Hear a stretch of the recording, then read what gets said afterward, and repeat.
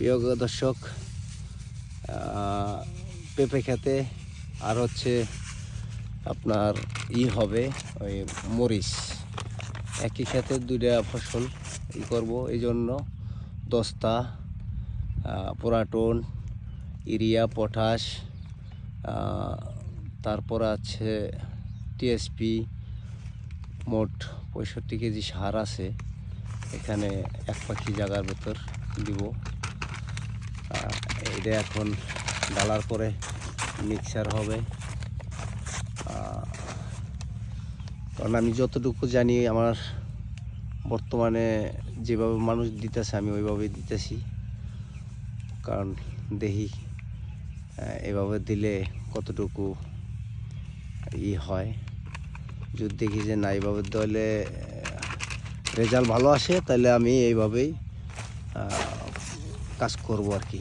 কারণ আমি তো নতুন মানুষ, বুঝি কম, মানুষের কাছে দেখে দেখে শিখতেছি আর কি, জিজ্ঞাসা করতেছি। এটা দেন, এটা দেন, এটি দেন, বিছান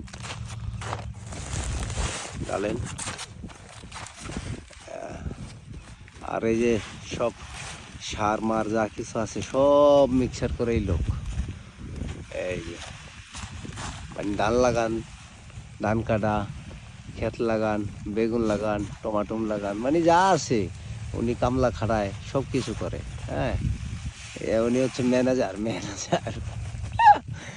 স্ট্যান্ডার্ড ম্যানেজার। হ্যাঁ, তবে ওই হিসাবে হে কাজ করে না কখনোই। তার নিজের মনে করে সবসময় নিজের জিনিস এইভাবে কাজ করে। হ্যাঁ, তো এইটারে এখন কি মিক্সার করাবো, তারপরে খেতে রোপণ করাবো, মানে সেটাই দেওয়া হইব, তারপরে এই করবো। তবে আপনারা দেখা সবাই জানাবেন কীরকম হচ্ছে এটা। তাও মোটামুটি এখানে এখন সার পড়লো এলো 7, 8, 9, 10, 11 পদের সার দেওয়া আছে। মানে ভার্মি কম্পোস্ট থেকে শুরু করে আপনার জৈব সার থেকে শুরু করে এখানে 11 পদের সার মিক্সার করা হচ্ছে। হ্যাঁ,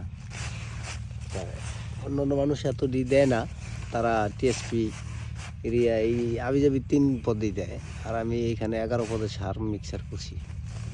কারণ নতুন মাটি কাটছি, নতুন করছি।